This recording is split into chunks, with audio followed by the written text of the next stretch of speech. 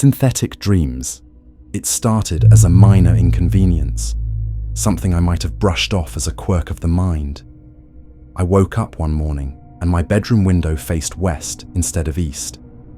I chalked it up to a groggy mind, maybe a dream I was slow to shake off. But when I reached for my toothbrush with my left hand, the right one moved instead. The wrongness was faint, like a whispered lie, but enough to unsettle me. That day at work, everything seemed normal. The routine felt familiar, comforting, but by lunchtime, the creeping sensation that something was off grew stronger.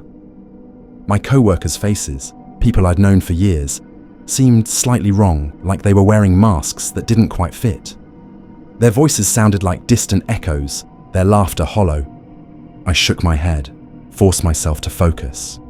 It was probably just fatigue, I reasoned. A good night's sleep would fix everything. But when I went to bed that night, it wasn't my bed I lay down in. The sheets were a different color, the walls painted a shade I'd never choose. Panic fluttered in my chest, but exhaustion took over, and soon I was asleep. I woke up to darkness and cold, my breath puffing out in small, visible clouds. I wasn't in my room anymore. The walls were metal, slick with moisture, and a dim, pulsing light illuminated the space from above. I scrambled out of bed, my feet slapping against the icy floor, the cold biting through my skin. I reached for the door, steel with a heavy latch.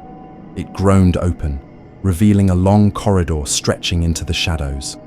My heartbeat pounded in my ears as I stepped out, the sound of my footsteps echoing down the endless hallway. I called out, but only the emptiness responded. The silence was oppressive, pressing in on me from all sides. I walked for what felt like hours, the corridor never changing, never ending. The walls hummed with an unseen energy, and the air grew thicker, making it hard to breathe. Panic clawed at my throat, but I forced it down, telling myself that I had to keep moving, had to find a way out. Finally, I reached a door at the end of the corridor, identical to the one I had left behind. With a trembling hand, I pushed it open. I stepped into a room, my room. Everything was back to normal. The bed was mine, the walls the right color. Relief washed over me, and I collapsed onto the bed, my body trembling. Maybe it had all been a dream, a vivid, twisted nightmare. But the chill in my bones, the feel of the metal under my feet, told me otherwise.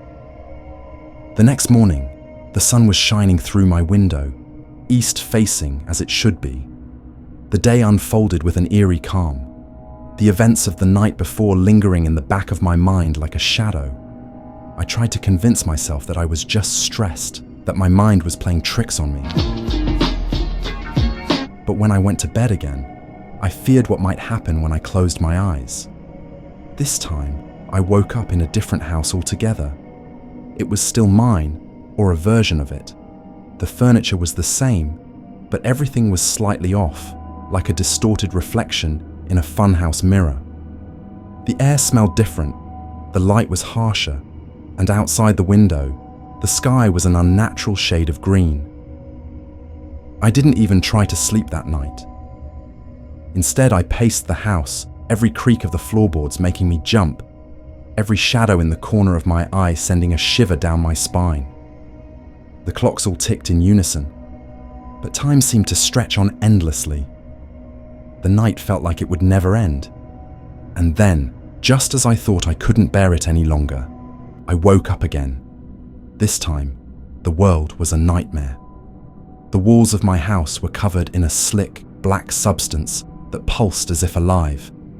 The windows were barred, and the sky outside was a swirling mass of storm clouds, lightning flickering in the distance. I heard footsteps, heavy, deliberate, approaching from somewhere beyond the walls. I ran to the door, but it wouldn't budge.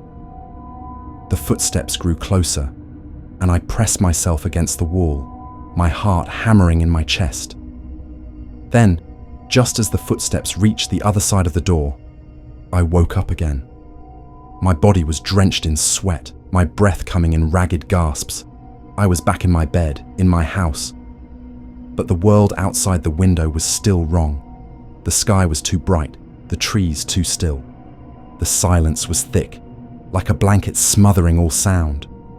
I was afraid to move, afraid that if I did, I'd find myself back in that nightmarish place.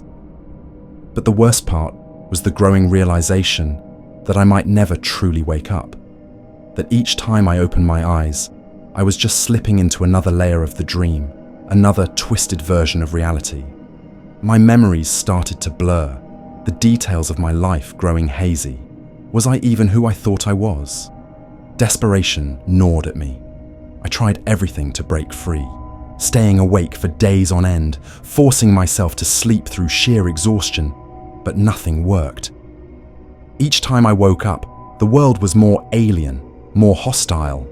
The creatures came next, distorted figures lurking in the corners of my vision, their eyes glowing with an unnatural light. They whispered my name in voices that grated against my sanity, promising me freedom if I would only follow them, only give in. But I knew better. I knew that they were part of the nightmare, part of the trap. I had become a prisoner of my own mind, trapped in an endless loop of waking and sleeping, each reality more terrifying than the last. The line between dream and reality had long since blurred, and I no longer knew which was which. One night, I woke up in a place that was completely dark, the air thick with the scent of decay. I could feel the walls closing in around me, the ground shifting beneath my feet. I called out, my voice swallowed by the darkness, and then I heard it, a voice, my own, whispering back to me, telling me the truth I had been trying to deny. I was never going to wake up. The simulation had me now, its grip tightening with every breath I took. And with that final, horrific realization, the last shred of my sanity slipped away. The darkness closed in, and I let it take me, knowing there was no escape from the endless cycle of synthetic dreams.